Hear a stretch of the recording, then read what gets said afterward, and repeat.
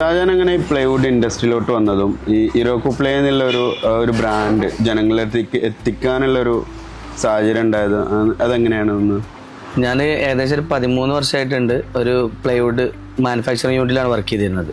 ആദ്യത്തെ ഒരു ദുബായ് പരിപാടിയൊക്കെ കഴിഞ്ഞ് നാട്ടിൽ എന്തെങ്കിലും പരിപാടി എന്നുള്ള രൂപത്തിലാണ് റഫീഖ് വുഡ് ഇൻഡസ്ട്രീസ് ആണ് ഒരു ഫാക്ടറിയിൽ കയറുന്നത്.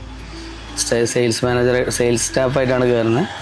പിന്നെ അങ്ങോട്ട് ഒരു 13 വർഷം 14 വർഷത്തോളം അതിൻ്റെ സെയിൽസ് മാർക്കറ്റിങ് കാര്യങ്ങളായിട്ട് മുന്നോട്ട് പോയി. അവിടെ നിന്നാണ് പിന്നെ സ്വന്തമായിട്ട്, അതായത് നമ്മൾ ഏകദേശം പ്രൊഡക്ഷനും കാര്യങ്ങളൊക്കെ അറിയുന്നതുകൊണ്ട് തന്നെ എങ്ങനെയാണ് അതിൻ്റെ ഒരു നമ്മുടെ രീതിയിലും മറ്റു ജനങ്ങളിലോട്ട് ഒരു പ്രൊഡക്റ്റ് എത്തിക്കുക എന്നുള്ളൊരു ആഗ്രഹം പിന്നെ അതിൻ്റെ ബാക്കിൽ വന്നതാണ്. 2022 ലാസ്റ്റിലാണ് സ്റ്റാർട്ട് ചെയ്ത്, ഫസ്റ്റിലാണ് സ്റ്റാർട്ട് ചെയ്തത്. സ്വന്തമായിട്ട് ബ്രാൻഡ് ഇറോക്കോ പ്ലേ എന്ന് പറയുന്ന ബ്രാൻഡ് സ്റ്റാർട്ട് ചെയ്തു. അത് ഒരു സാധാരണ ട്രേഡിങ് സ്പെക്കാണ് ആദ്യം കരുതിയിരുന്നത്. ട്രേഡിങ്ങിൽ ചെയ്യാന്നുള്ള രൂപത്തിലായിരുന്നു, ഏതെങ്കിലും ഒരു നല്ലൊരു ബ്രാൻഡ് എടുത്തിട്ട്.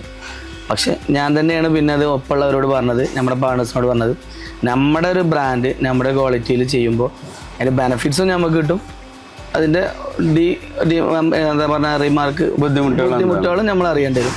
പക്ഷെ ഒരു കുറച്ച് കാലം കഴിഞ്ഞാൽ നമ്മുടെ ക്വാളിറ്റി കൂടുന്നതിനനുസരിച്ച് നമ്മുടെ പേരും, അതായത് ഇറോക്കോ പ്ലേ എന്നുള്ളൊരു ബ്രാൻഡും വലുതാകുക എന്നുള്ളതാണല്ലോ. കാരണം വേറെ ബ്രാൻഡ് ചെയ്യുമ്പോൾ